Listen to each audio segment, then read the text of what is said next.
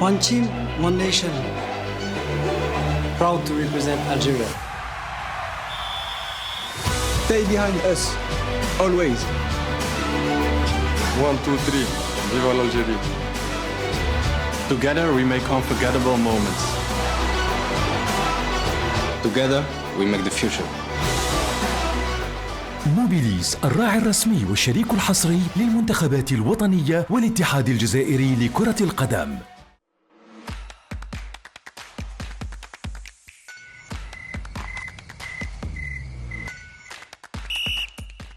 أيقظ شغفك. كابس.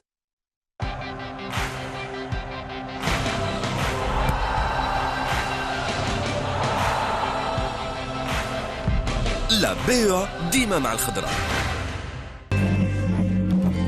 عدولو.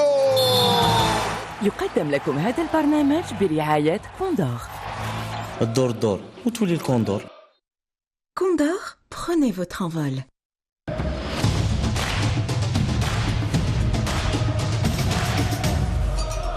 Resli soutient l'équipe nationale d'Algérie. Allez les Verts!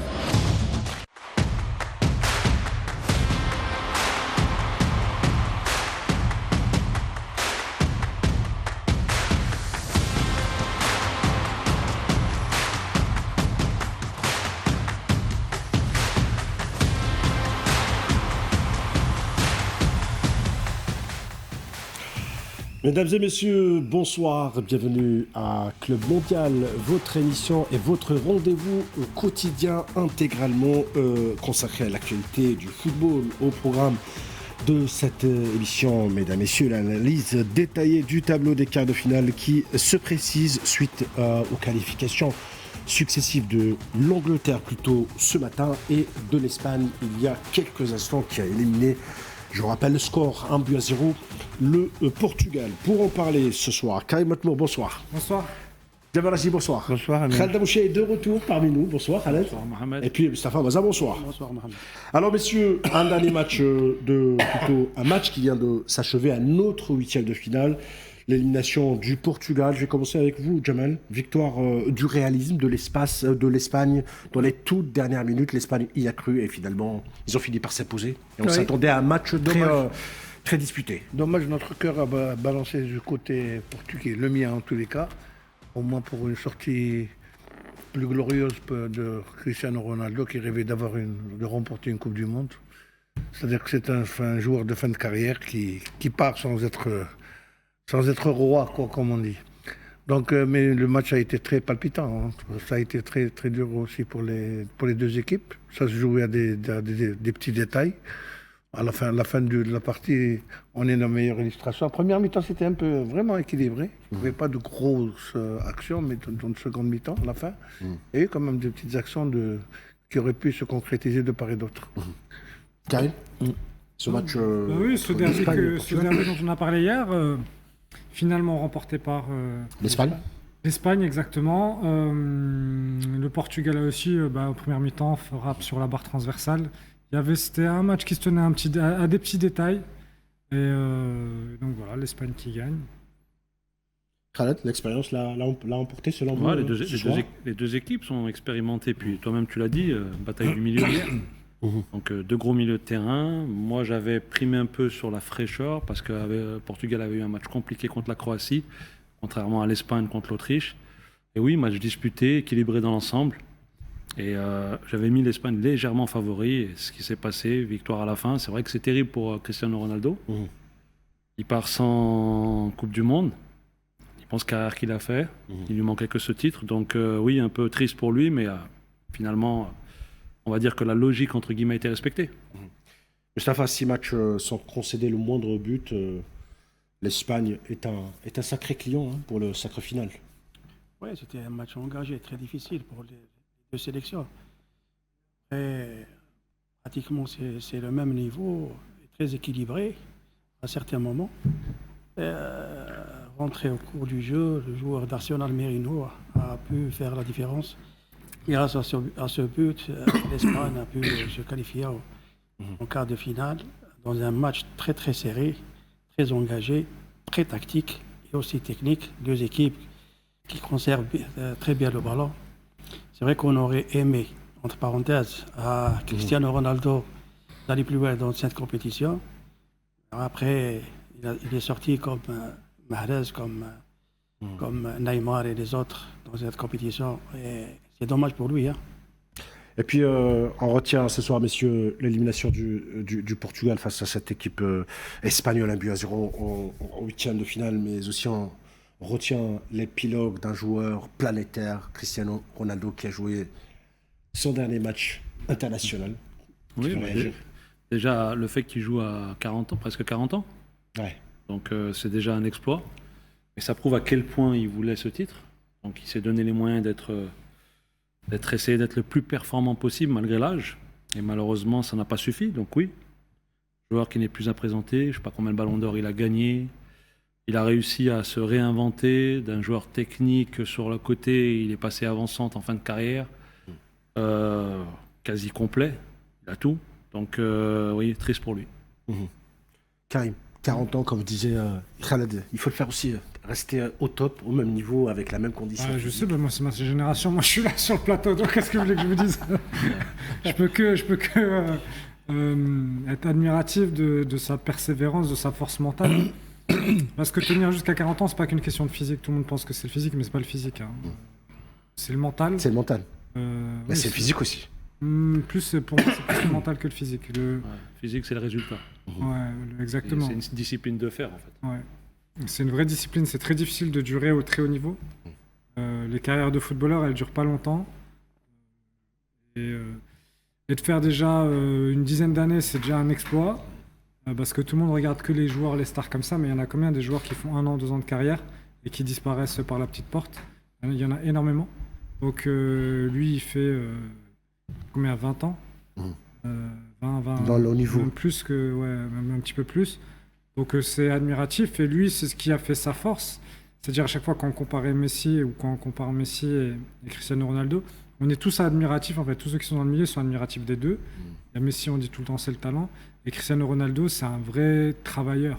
Et partout où il a été, tout le monde a dit, tous ceux qui l'ont côtoyé dans le vestiaire, on disait que c'était une machine qui travaillait en non-stop. Et ce qui faisait que sa longévité, voilà, ce qui lui a permis de durer dans le temps. Donc non, ça fait partie de l'un des plus grands joueurs de l'histoire du football, avec Messi. Chacun a sa préférence et son style. Il a évolué dans son football, où au début c'était un joueur, parce que moi, comme dit, forcément comme on faisait partie de la même génération, j'observais beaucoup.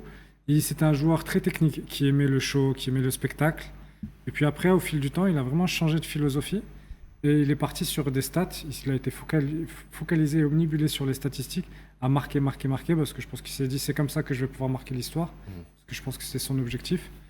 Mais quand vous pensez à lui, à Cristiano Ronaldo, à Manchester United, il faisait 50 000 passements de jambes et tout. C'est pas du tout le même joueur, et c'est pas du tout la même mentalité. Donc une évolution incroyable qu'il a eu, une carrière incroyable, un exemple pour tous les jeunes, parce que prendre pour exemple Messi, c'est pas possible. Messi, on est tous unanimes pour dire que c'est vraiment un joueur très particulier, qui a un talent, un don qu'on ne verra pas deux fois. Mais Cristiano Ronaldo, il a un exemple dans l'abnégation, dans le travail, dans l'humilité. Et je pense que c'est ça ce que tout le monde doit prendre en exemple. Jamel, c'est un joueur qui nous manquera et qui nous manquera certainement au football mondial. Il a des statistiques monstrueuses. Vraiment, plus de 1300 matchs. 970 buts, vous imaginez ce que c'est pour un joueur? C'est énorme. C'est quelque chose d'exceptionnel. 147 buts en sélection nationale, plus de 200 et quelques sélections. Et je ne pense pas qu'il y ait un joueur c'est-à-dire qui a pu faire une carrière aussi importante. Je ne pense pas.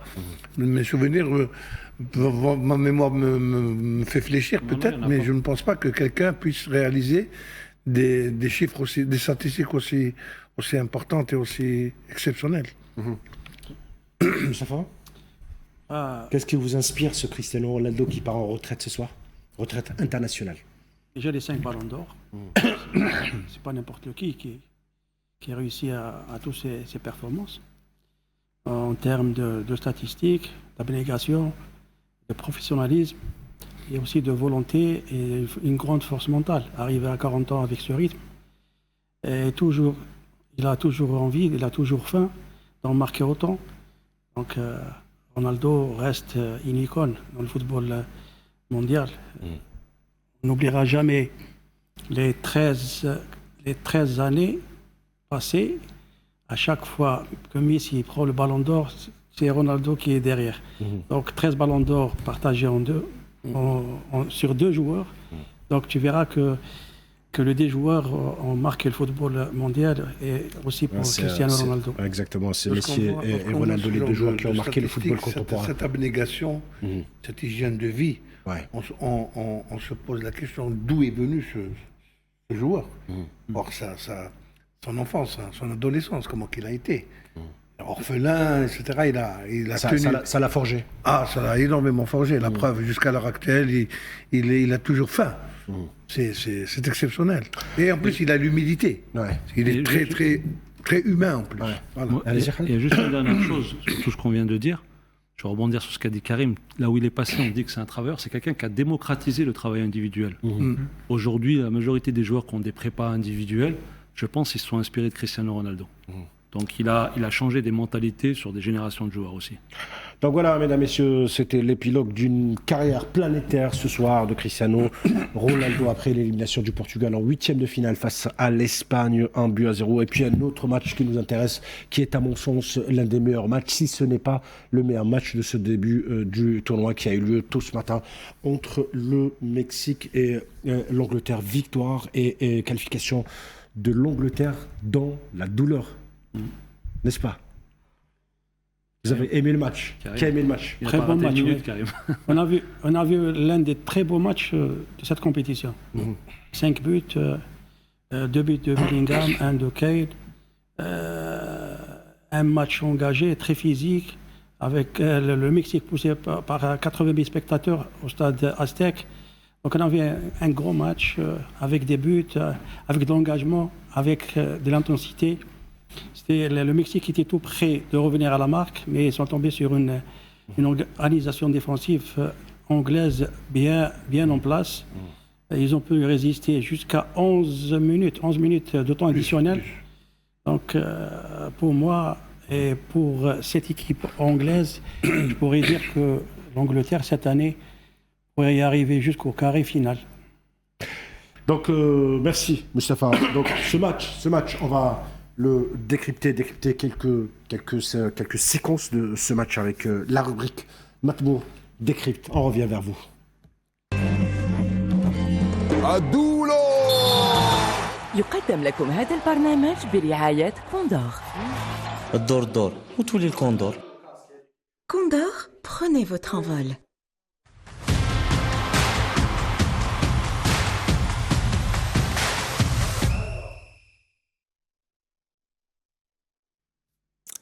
Alors on va regarder ce fameux match entre l'Angleterre et le Mexique. On va regarder les buts et on va essayer de les analyser. Spécialement tous les 2 premiers buts qui sont assez particuliers. Donc là c'est le premier but que va marquer l'Angleterre. Donc les points importants c'est de regarder le buteur, il est là et là il y a un joueur qui revient défendre sur lui. Donc on peut regarder, observer en fait le comportement où il y a un joueur qui vient. Là, on va le regarder sous un autre angle. On va voir en fait l'implication défensive. Donc là, ici, c'est l'ailier droit qui va revenir défendre sur un attaquant, sachant qu'il y a d'autres joueurs qui sont là, qui peuvent le faire, mais il vient, il fait l'effort et après un moment, il va lâcher le joueur, comme on l'a vu sur l'autre action. Et donc voilà, après, c'est la question, c'est pourquoi il le lâche. Donc une fois qu'il est au marquage, il doit rester dessus, surtout dans la surface de réparation. C'est difficile de donner le joueur, donc surtout s'il n'y a pas de communication entre les deux. Donc voilà, la première, ça c'est le but que l'Angleterre a mis sur cette erreur défensive d'avoir laissé le joueur. Sur le deuxième but, ce qu'on va regarder, c'est ici, c'est ce joueur-là qui est là, qui va demander le ballon et qui va le perdre. Donc quand on le regarde, c'est sur les prises d'information que c'est important, c'est-à-dire là, hop, il n'a pas regardé ce qu'il y avait derrière son dos, il regardait que derrière sa gauche, et puis l'Angleterre qui prend directement, et ça a été directement sur l'engagement du premier but. Donc ils ont enchaîné 2 buts de suite. Et si on met la loupe dessus, sur ce joueur-là, du coup, il y a la loupe qui arrive là maintenant. Il regarde à gauche, il regarde jamais derrière à droite. Il ne prend pas l'information et là, boum, il y a quelqu'un qui vient, qui le tamponne. Ça, sur la prise d'information, déjà de venir comme ça, dos au jeu, faut pas. Il faut toujours venir de 3/4 ouvert au jeu. Et en plus, il ne prend pas les informations. Il regarde qu'à gauche et jamais derrière son dos, du côté où, en plus, il veut se retourner. Ensuite, les autres buts, ça a été des coups de pied arrêtés. Donc là-dessus, il n'y a pas énormément de commentaires à faire. Là, on le voit, le 2-1 du Mexique. Sur le but d'après, donc là, ça va être une histoire de penalty. Donc là, il y a un long ballon du gardien. Et puis là, une faute qui est sifflée. On va ensuite le penalty de Harry Kane. Et ensuite, la dernière action du Mexique qui a été discutée. Donc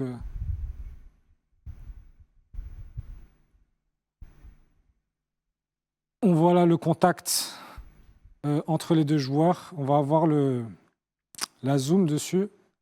Donc là, on voit Harry Kane qui tape le pied du joueur. C'est un peu discutable. Je ne sais pas ce que vous en pensez sur le plateau. Ouais. En tout cas, voilà. Et voilà le deuxième but du Mexique. Donc voilà le petit résumé du match Angleterre-Mexique.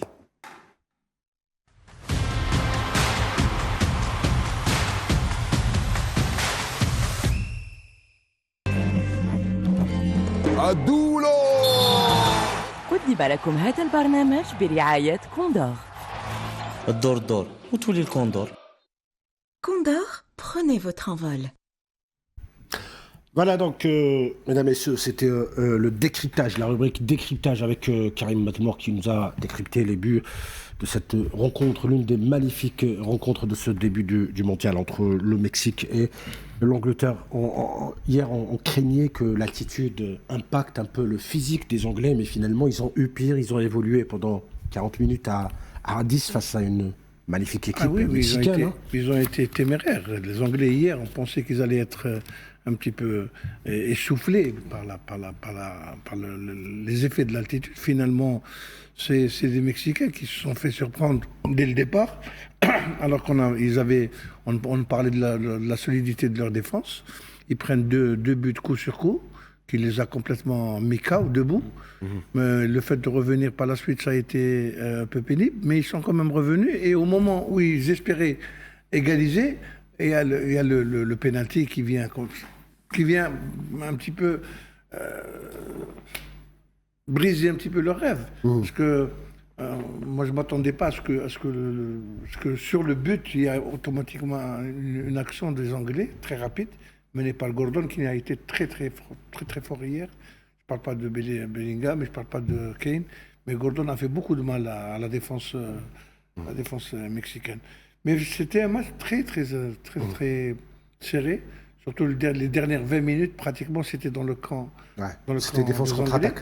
Oui, parce qu'ils évoluaient en infériorité numérique. Donc, c'était un vrai état de siège devant les buts. Et les Mexicains ont abusé de longues balles, ce qui a fait un petit peu le bonheur de la défense anglaise. Merci Jamal. Restez avec nous, on revient juste après la pub.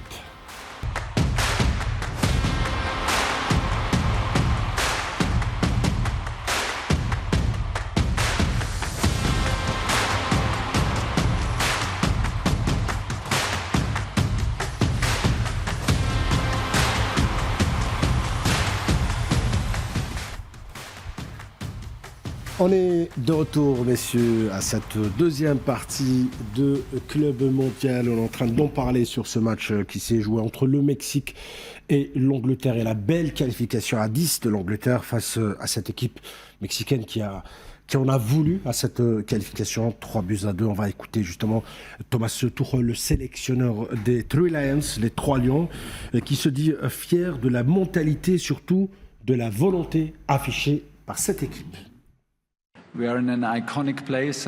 J'ai des sentiments très partagés. Je suis fier de la mentalité, de l'attitude dont nous avons fait preuve. Les 16e et les 8e de finale sont les moments décisifs d'un tournoi où l'on trouve la solution pour gagner. Nous l'avons fait grâce à une mentalité de fer avec du cœur. Nous avons surmonté tous les obstacles. Je suis tellement fier de la mentalité et de la volonté de cette équipe. C'est une soirée vraiment spéciale pour nous. J'ai aussi des sentiments mitigés car je suis épuisé bien sûr et très ému, mais aussi triste car Jordan Henderson s'est blessé. Il s'est blessé au poignet. Il est actuellement à l'hôpital. C'est donc une blessure assez sérieuse. Je suis en conférence de presse et le médecin m'a communiqué qu'il était à l'hôpital.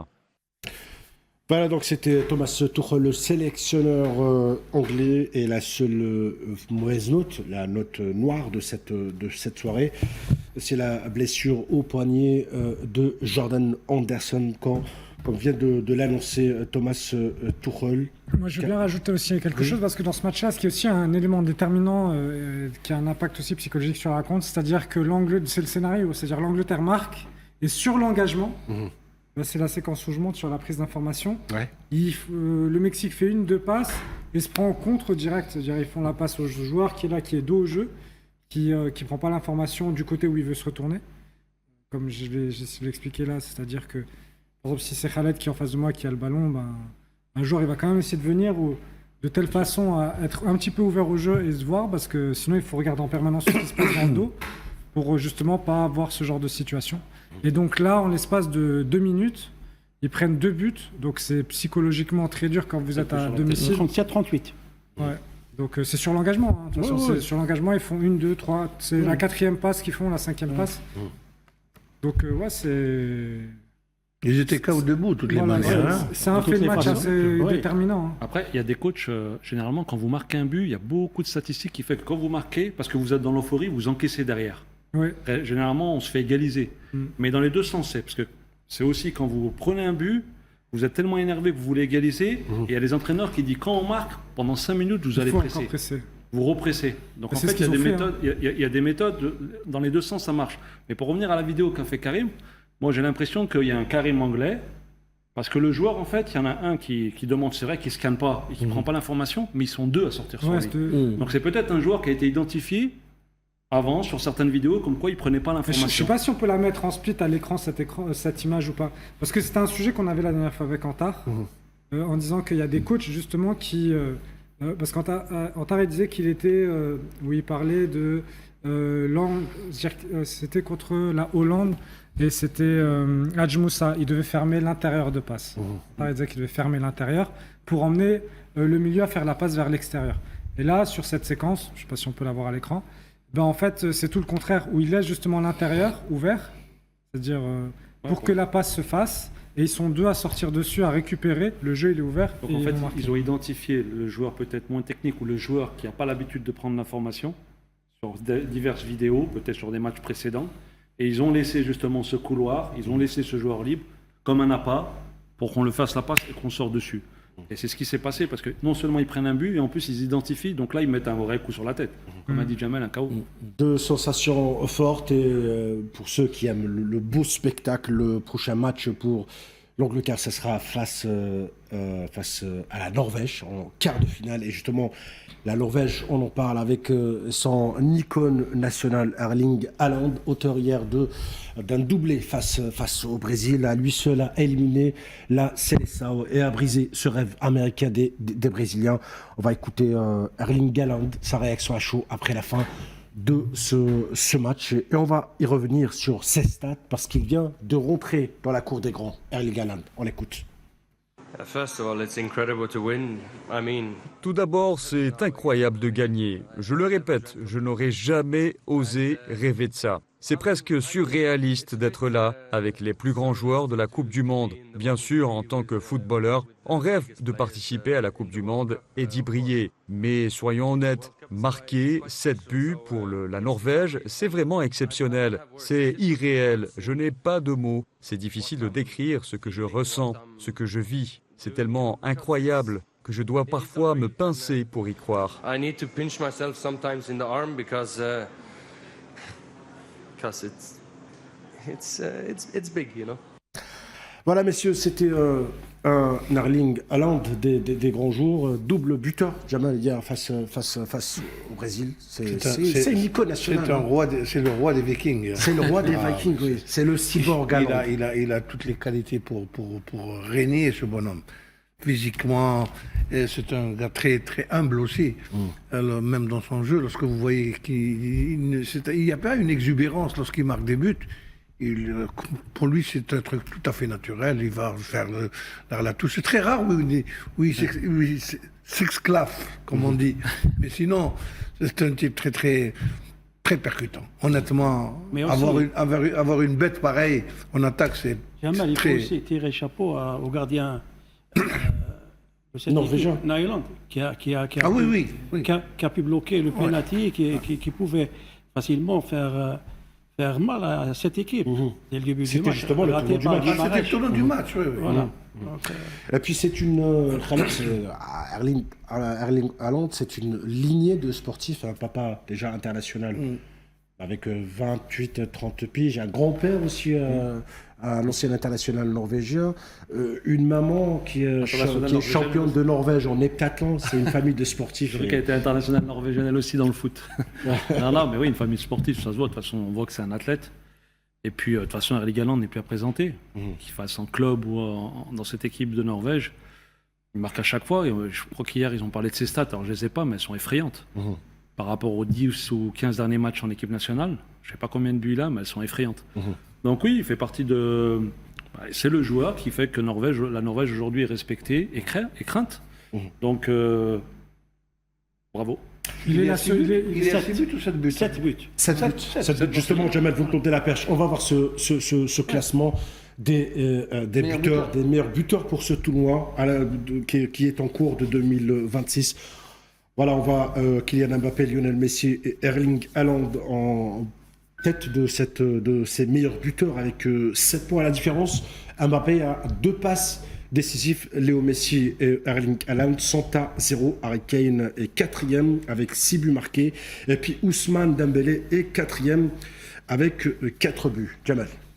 Moi, je pense que ça va se jouer entre les trois. Qui sera le meilleur buteur de cette Coupe du Monde, celui qui ira le plus loin. Si la Norvège bat l'Angleterre, il y a toutes les chances que Haaland soit aussi le buteur et arrivera jusqu'au dernier carré. On va voir, excuse-moi Jamal, après ce tableau du tournoi en cours, on va voir le tableau des meilleurs buteurs de toute compétition en Coupe du Monde. Vous voyez Léo Messi est en tête de ce classement avec 20 buts et 30 matchs. En deuxième position, Kylian Mbappé, 19 buts, mais avec 19 matchs. Donc ça fait pratiquement 11 matchs de différence avec le Messi. Il est très facilement battable ce Messi en tête du classement. Et puis à la troisième position, Miroslav Klose avec 16 points. Ronaldo Nazario, l'ancien Brésilien que le Brésil regrette avec 15 buts. Et Gerd Müller avec 14 buts en cinquième position pour être assez complet. Donc voilà, je disais que... Cristiano n'est pas dans le...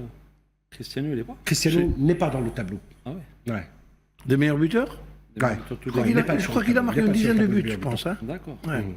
Et sur une compétition, c'est quoi le record sur une compétition du meilleur buteur? 13 buts sur une compétition. 13 buts, c'était Juste Fontaine en 1950. Juste Fontaine, oui. Exactement. Et là, maintenant, récemment le dernier, c'était 9 buts, je pense. Ils sont arrivés à 9 buts à un certain moment. Après, là, il y a un match supplémentaire aussi. Mais bon... C'est plus le même football, il faut le dire. C'est plus le même football, les choses ont évolué. Voilà, il y a un match supplémentaire avec une équipe un peu plus faible théoriquement. Ouais. Exactement. Donc voilà, messieurs, pour ce phénomène montant en Norvège. Mais Haaland, par rapport à... Alors, Haaland, il marque aussi comme ça, il est bon, mais il brille parce que derrière, il a une équipe. La Norvège, elle joue, lui, il est la cerise sur le gâteau, mais il faut pas... Le plus important, c'est qu'il arrive à marquer, parce que même quand on voit quelques joueurs, le travail est fait, mais ils n'arrivent pas à marquer, il manque de finition. Donc lui, c'est vrai qu'il transmet tout ce que fait ses coéquipiers bien en but et transfert en... Non mais dans toute cette histoire, je pense que Mbappé a plusieurs longueurs d'avance. Ouais. D'abord son jeune âge, il est arrivé pratiquement au même nombre de buts. il a encore toute la carrière devant lui, hein, pour participer à une ou deux Coupes du Monde supplémentaires. Je disais la dernière fois, Hein? ce sera lui le meilleur buteur de l'histoire. Ah oui, c'est clair. C'est un monstre, lui aussi. Hein. Après, Haaland, il est pas tout. C'est pas le même âge à peu près. Si, mais il est long, il est un peu. Ouais. Ah non. Ouais. Alors, un Il a autre pas- match, il a pas- je dirais malgré avec la son Norvège, jeune en âge. tous les cas, il Ouais. n'aura pas les mêmes opportunités que C'est sûr. Mbappé avec la France. On continue Ils ont à une génération dérouler de l'émission, messieurs. L'autre match qui nous intéresse aussi, l'autre huitième de finale qui aura lieu demain. Une belle affiche entre deux styles complètement différents. Une équipe qui essaiera de défendre son titre et une équipe qui vient avec beaucoup d'ambition, Jamel, l'Argentine, face à l'Égypte.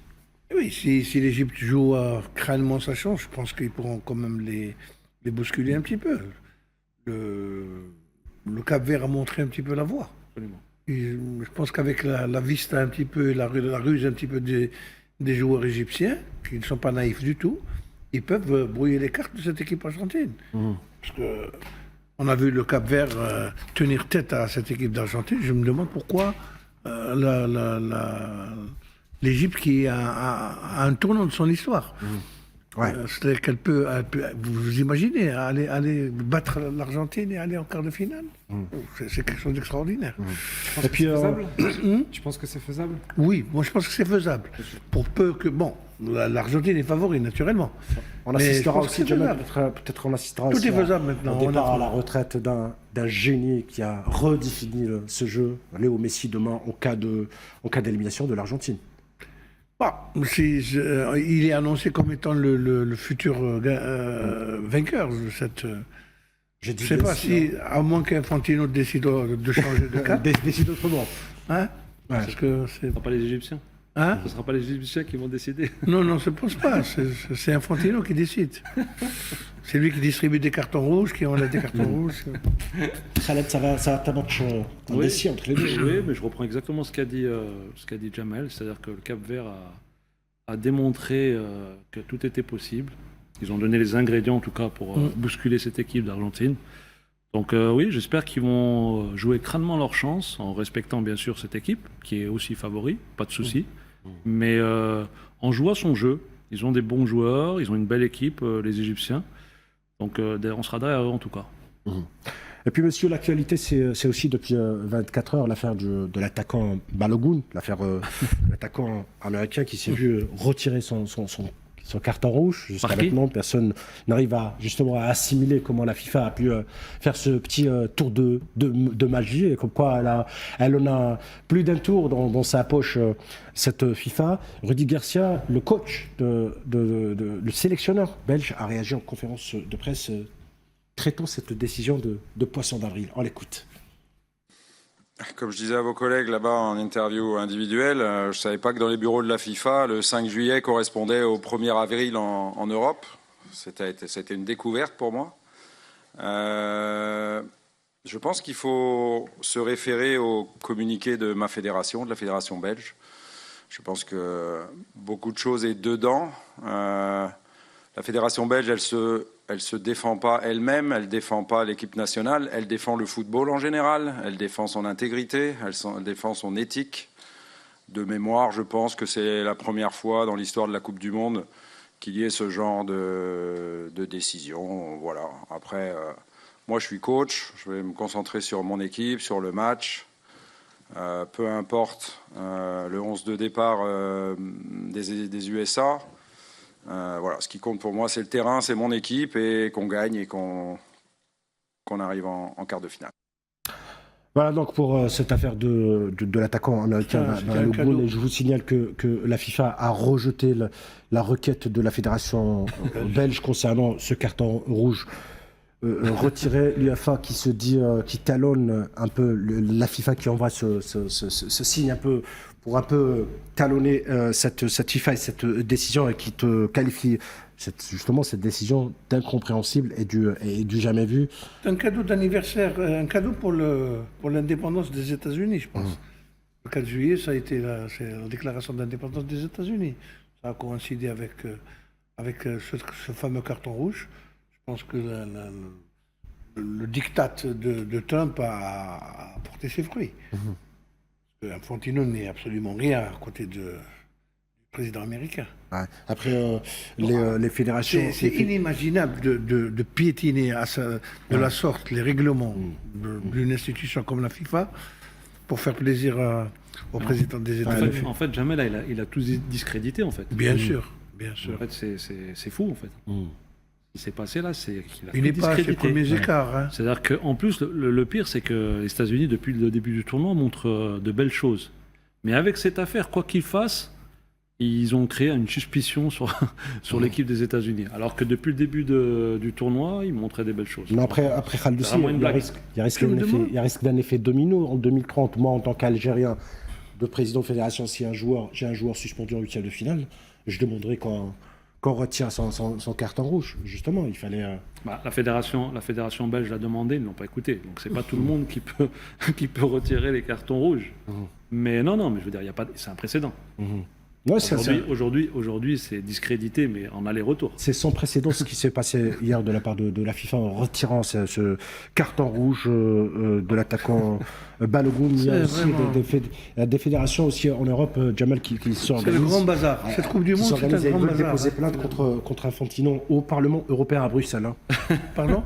Il y a des fédérations qui s'organisent pour déposer plainte à l'Union européenne, au Parlement européen, contre cette décision prise par Infantino. J'espère que les fédérations européennes vont se mettre d'accord pour essayer de déstabiliser ce président de la FIFA, qui se croit tout permis apparemment, et qui a pratiquement aussi une mainmise sur tout le continent africain, en plaidant pour tous les présidents véreux des fédérations africaines, par exemple, en payant leur dépôt de vin, en payant, etc. Même en Europe, oui, c'est-à-dire qu'il a mis tout le monde... Même en Amérique latine, on avait assisté au même scénario quand ils avaient exclu la Russie de la Coupe du Monde, parce que la Russie avait entamé son opération spéciale en Ukraine, et en contrepartie, quand le génocide à Gaza a éclaté, des fédérations ont défendu la présence de l'entité sioniste dans les événements mondiaux. Donc c'est là le deux poids deux mesures. Moustapha, c'est censé être une fédération apolitique qui se transforme du jour au lendemain en organisation politique. Oui, comme je l'ai dit hier, on ne pourra jamais avoir un président de la FIFA comme celui qui est en train de présider cette organisation. On pourrait la rappeler organisation.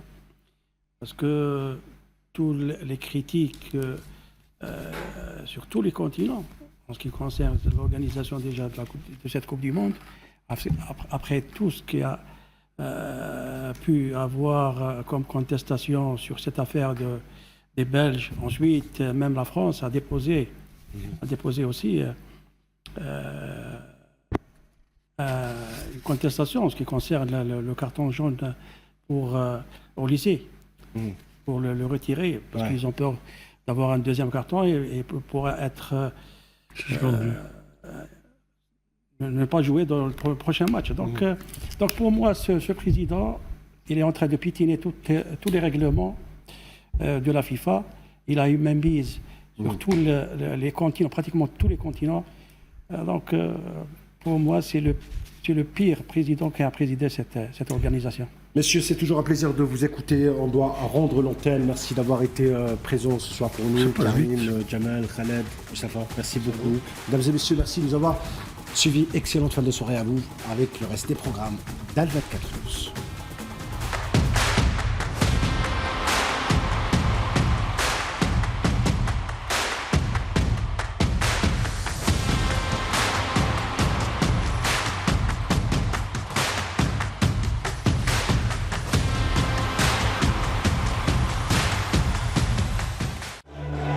One team, one nation. Proud to represent Algeria. Stay behind us, always. 1, 2, 3. Viva l'Algérie. Together we make unforgettable moments. Together we make the future. موبيليز الراعي الرسمي والشريك الحصري للمنتخبات الوطنية والاتحاد الجزائري لكرة القدم.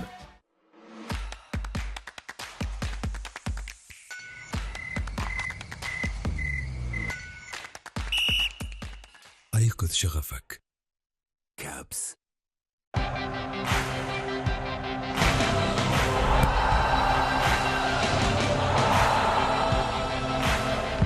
لا بيع ديما مع الخضرة. عدولو. قدم لكم هذا البرنامج برعاية كوندور. الدور دور وتولي الكوندور. Condor, prenez votre envol.